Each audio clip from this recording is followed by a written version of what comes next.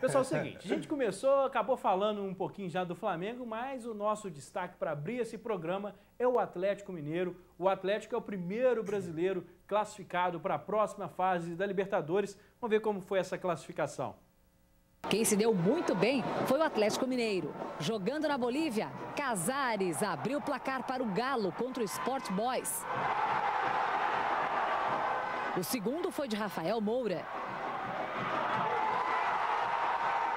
Pênalti para o Sport Boys e Castillo diminuiu o placar.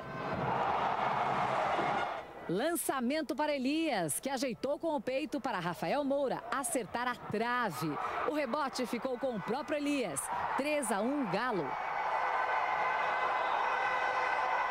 Otero cobrou a falta e o goleiro Arias falhou. É o quarto. Após boa troca de passes, Casares fechou a goleada atleticana na Bolívia. 5-1. Rapaz, 5-1 fora de casa é uma demonstração de força, né? O primeiro time brasileiro classificado para a próxima fase, né? É uma demonstração de força bem grande também, né? Muito. Agora, o que vem jogando esse Casares, o Elias, a gente também tem que elogiar o time do Atlético, né? Com certeza um time que já passou para a próxima fase e vai dar muito trabalho no Libertadores. Ó, tá aqui, ó, só mandar mais uns abraços. Totonho, tá ligado aqui no nosso programa mais uma vez.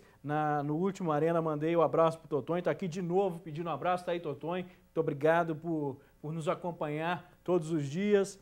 O Elcimar Surubim lá de Muriaé pedindo um abraço para toda a nação rubro-negra de Minas Gerais. Rapaz, os flamenguistas estão... Maior do mundo, né? Então, tem que respeitar. Calma. Mas você sabe que você, Lucas, tem uma semelhança com o goleiro, né, do Sport Boys, né? Por causa do frango. Por que por causa do frango? Porque você também jogando bola é a mesma coisa. Que é isso, rapaz? Nos meus períodos áureos, lá na época da adolescência, que jogava bola toda semana, rapaz, eu era um ótimo goleiro, rapaz.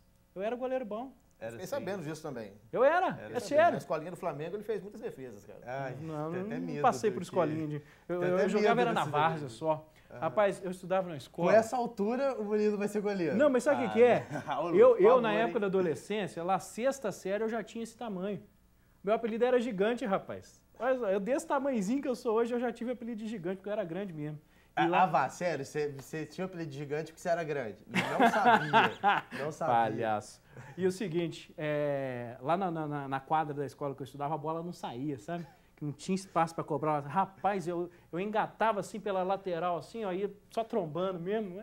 Fazia tabelinha com a parede. Rapaz. Com a parede. A gente falava agora há pouco, defendia, o Matheus defendia o Hulk, né?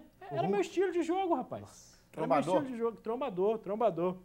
Ô Matheus, o Atlético, primeiro time brasileiro classificado, esse 5-1 fora de casa, dá uma crescida nos ânimos para a próxima fase, né?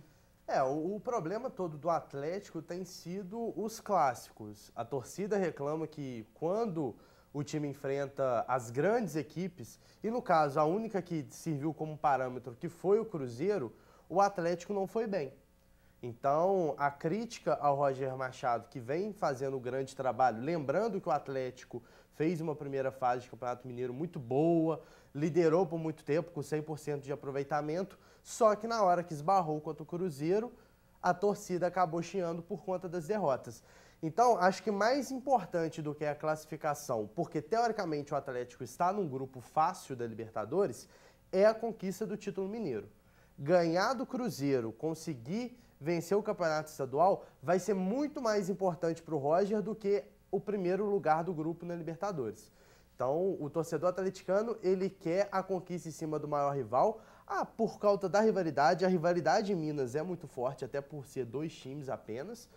E tem toda a questão, a torcida ainda lembra muito do 6-1 contra o Cruzeiro em 2011, que foi realmente bem simbólico. Então, a questão mesmo para o Roger é ganhar o título mineiro. Ganhando o título mineiro, o trabalho dele ganha uma força até mesmo para as próximas fases da Libertadores e o início do Campeonato Brasileiro, que acontece esse mês também. Ô Robson, o que você acha para esse clássico do final de semana? O primeiro jogo foi um empate, um mando de jogo agora do Atlético no Independência. Você acha que o Atlético vai conseguir conquistar o título e talvez ganhar essa moral que o Matheus está falando, que é o que talvez o torcedor realmente deseje neste momento? Ô, Lucas, muito difícil, né? Porque tanto o Cruzeiro quanto o Atlético vem numa ascensão muito grande no Campeonato Mineiro. Mais um Cruzeiro e Atlético na final, né? Como sempre, praticamente. E eu acredito que as duas equipes vão dar o máximo. Ninguém vai querer perder o título. Vejo o Cruzeiro um pouquinho na frente do Atlético. Não por questão de elenco, mas parte de entrosamento de jogadores, o estilo tático da equipe do Cruzeiro, eu acho que ele leva um pouquinho a vantagem em cima do Atlético. Manteve técnico. Manteve tudo, o elenco. O Atlético começou um novo trabalho. Também. E o que nós lamentamos é um clássico desse numa final de campeonato no Independência. É a mesma coisa você ver um Flamengo e Fluminense na final do Carioca fora do Maracanã. Jogando, então, sei lá, Volta Redonda. Volta Redonda. Que é menor. Então eu queria muito que voltasse aquele estilo do Flamengo. Na ilha. Eu queria que voltasse pro Mineirão. 1-0. A torcida dividida para a gente ter aquele clássico de peso. Mas eu acho que está indefinido. Vai ser um bom jogo, um jogaço.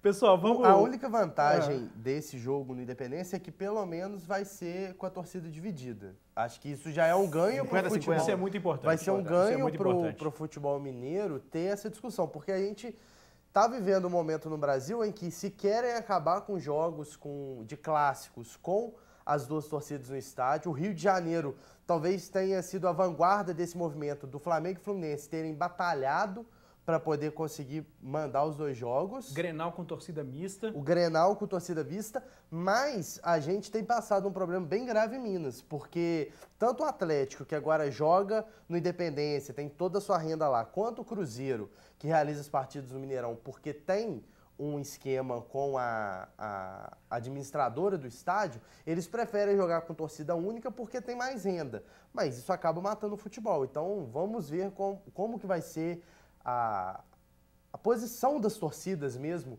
nessa partida, se não vai ter briga, se não vai ter nada, para poder trazer de novo a discussão de se dividir o estádio para os clássicos em Minas Gerais, que ganha o futebol, ganha os clubes, todo mundo sai feliz. Ó, aqui a Miriam de São João del Rei mandando um bom dia para todos e pedindo muitos beijos para todos os cruzeirenses, desejando sorte para eles. Vamos falar agora do Cruzeiro, que ontem recebeu o Chapecoense pela Copa do Brasil. Venceu a partida, a gente tem imagem para rodar para o pessoal de casa essa vitória do Cruzeiro. Golaço do Raniel, jovem atacante do Cruzeiro. Tem tudo para conseguir passar de fase, né? Esse já foi o jogo da volta? Jogo da ida. Esse foi a ida, né? Então, aí a volta é na Arena Condá.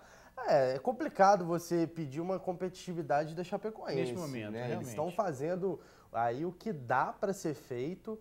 Na Libertadores está bem mal das pernas, o time aí deve ser desclassificado. Provavelmente 2 brasileiros devem morrer na Libertadores. Um deles é a Chapecoense e o outro deve ficar ali no grupo, ou o Flamengo ou o Atlético Paranaense. Então a Chape vem fazendo esse trabalho de reconstrução, está com muitos problemas internos, muitas famílias, tanto dos jogadores quanto dos jornalistas e da diretoria que acabaram falecendo naquele trágico acidente em novembro, estão entrando com ações judiciais em cima da Chapecoense, e a soma total do que eles pedem na justiça chega a R$1 bilhão. É muita coisa, né? Então, assim, qualquer multa que a Chapecoense receba já vai ser muito difícil. Então, até tem esse debate até que ponto a Chapecoense vai conseguir se manter ou então vai ter que fechar as portas mesmo por causa do acidente. Aí a gente vai levar para uma série de outras questões, né, que não vale a pena entrar no caso.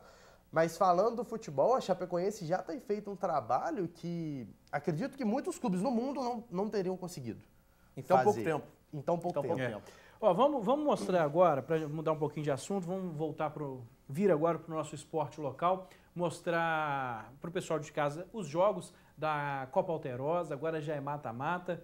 Vamos mostrar os jogos desse fim de semana para o pessoal ver. E daqui a pouco a gente vai para o intervalo, depois de mostrar isso aí.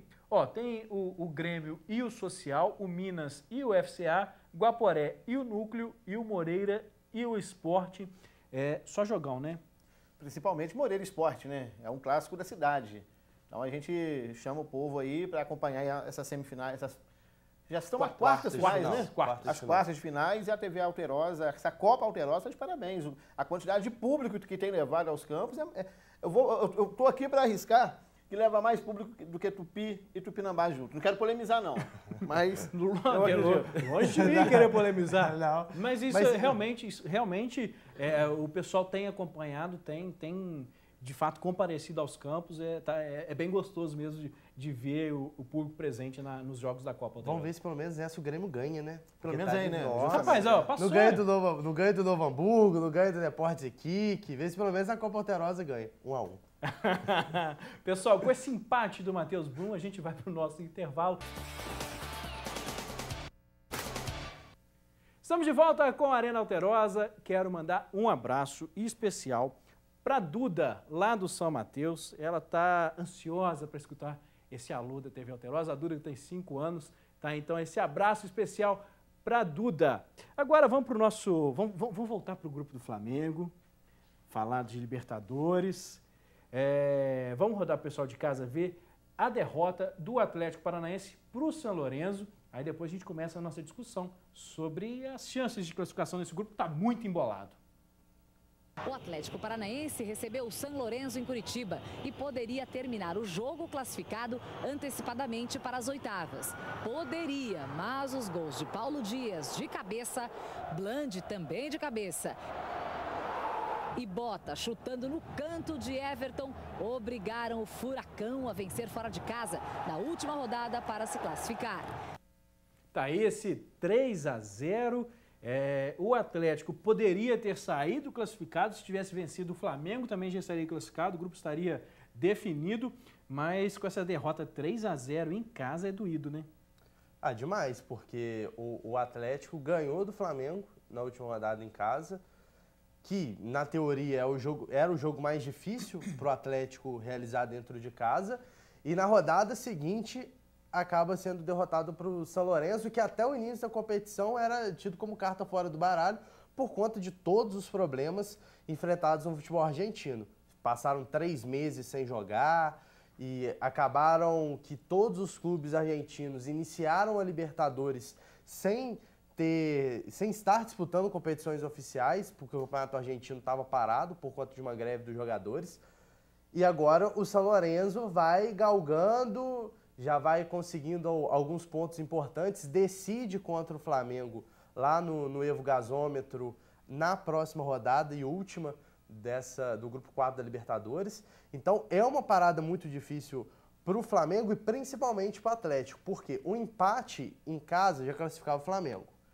Uma vitória do Atlético classificava os dois, todo mundo ia feliz para a última rodada só para cumprir tabela, ou então sair primeiro, fazer mais pontos para lá na frente ter vantagem de decidir em casa. Agora, com essa derrota, o Atlético pega a Universidade Católica no Chile e o Flamengo vai para a Argentina enfrentar o São Lourenço. Ou seja, no final das contas, os dois brasileiros podem ser eliminados caso os dois percam as partidas. Então, impressionante isso, né? Os dois podiam já ter saído classificados, agora os dois podem até ser eliminados. Para mim foi uma surpresa muito grande o São Lourenço ganhar do Atlético Paranaense dentro da Baixada e pelo placar, né? Não foi um placar de 1-0, foram 3-0. Então complicou o Atlético Paranaense. Eu estava conversando em off aqui. Não acredito que o Atlético Paranaense vença a Universidade Católica. Não acredito.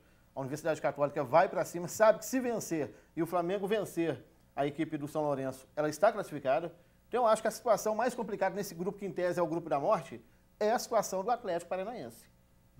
Nesse grupo, as classificações possíveis, Flamengo e Atlético... Todas possíveis. Todas as classificações são possíveis. Mas só 2 times não conseguem passar juntos. O Flamengo e a Universidade Católica, que é o último do grupo. A Universidade Católica não pode mais passar o Flamengo. Não tem jeito. Então, o Flamengo tá a única combinação que não dá é Flamengo e Universidade Católica. Justo. Todas as outras combinações e todos ainda têm Não, tem chance. sim, porque se o Flamengo ganha do São Lourenço, o Flamengo chega a 12. O São Lourenço fica com 7, o Atlético fica com 7 e a Universidade Católica vai para 8. Vai a 8. Nossa, tá embolado. Não dá tá para embolado. pensar em fazer essa matemática assim rapidamente. No final das contas, todas as possibilidades de classificação desse grupo são possíveis. Dá para você passar qualquer time tem condição de passar em todas as combinações. Então tá aberto.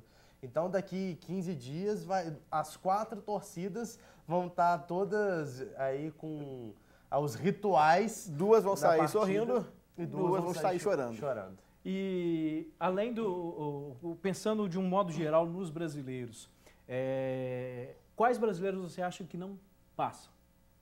Para mim, Chape e Atlético. Para mim também. Chape e Atlético. Todos os outros Eu vão, acredito com que certeza. sim. Acredito que sim. Todos, porque o Santos é líder no grupo dele, o Palmeiras joga por um empate contra o Atlético Tucumã em casa, o Grêmio joga por um empate contra o Zamora. Que marcou ponto nenhum. Dependendo do resultado de Guarani e Zamora hoje, o Grêmio se bobear até com uma derrota catastrófica para o Zamora passa também. Então, a situação. O Botafogo tem uma situação complicada.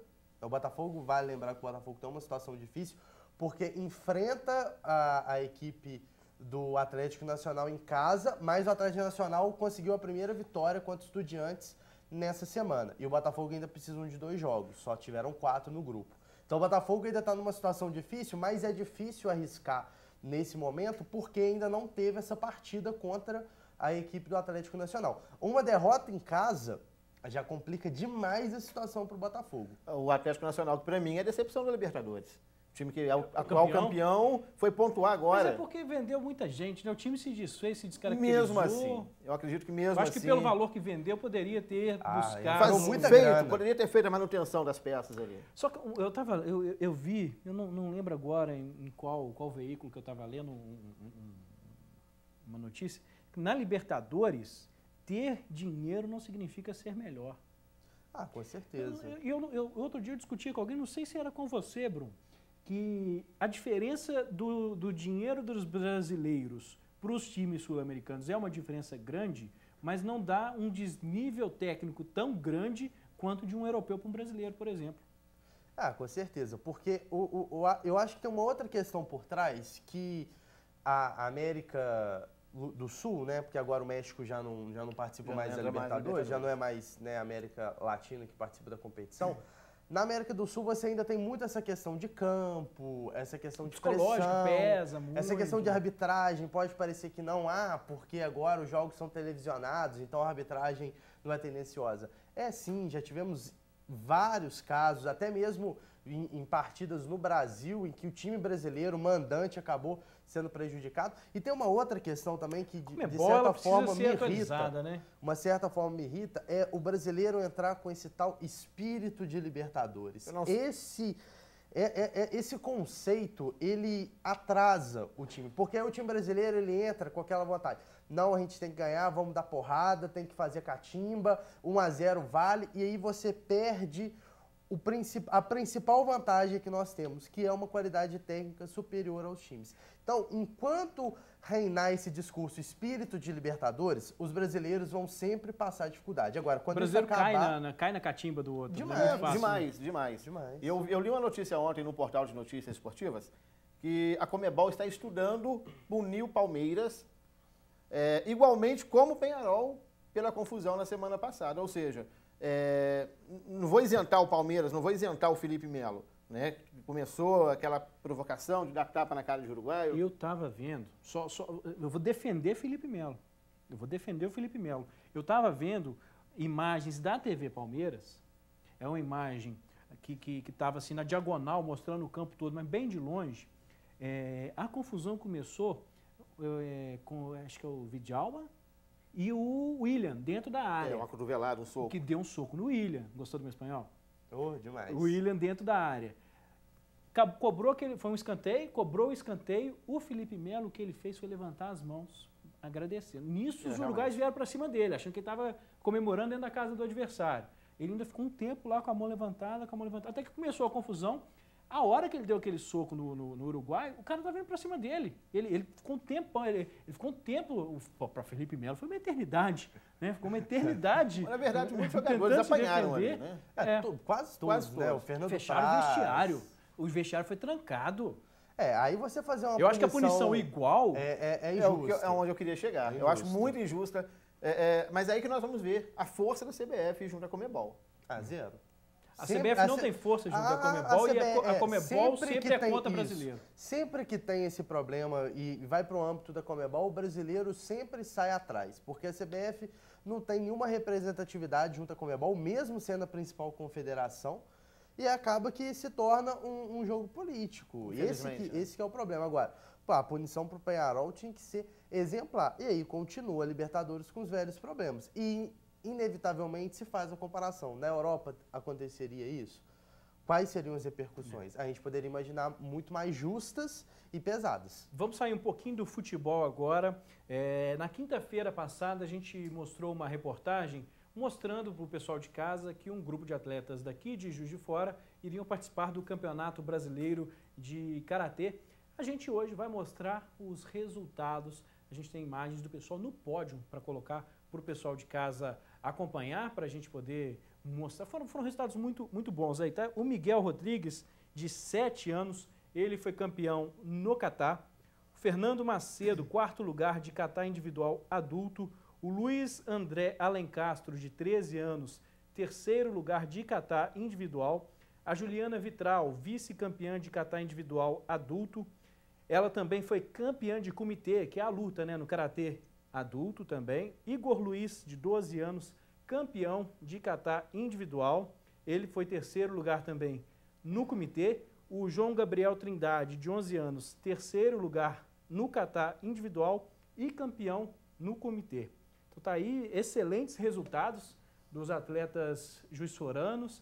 O pessoal conseguiu classificação para o Mundial, né, esses campeões e esses que estão no pódio, classificação para o Mundial. É muito bacana a gente ver o nosso esporte local dando resultado fora da nossa cidade, né? Fora do nosso estado também.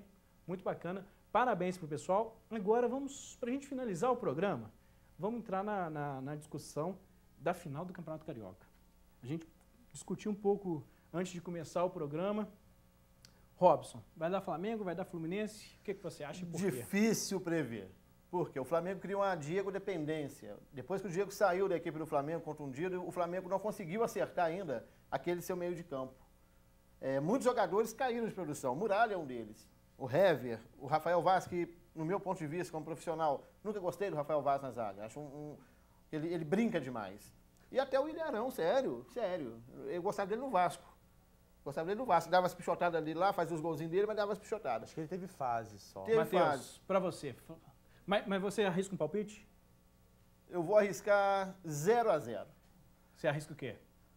Menos de 7-1, nem comemora. Pro Flamengo. Sem clubismo. Eu arrisco que o Fluminense vai ganhar, vai pro pênalti. Já no pênalti, eu não arrisco nada. E nosso tempo acabou. Quero agradecer a sua companhia, também a sua presença eu aqui. Eu que agradeço. Robson, Matheus, satisfação de te receber. Até a próxima. 1 a 1. Na próxima a gente desempata. Pessoal, a gente fica por aqui. Na segunda-feira a gente está de volta. Vocês acompanham agora o Alterosa em Alerta com o Valmir Rodrigues. Até mais. Tchau.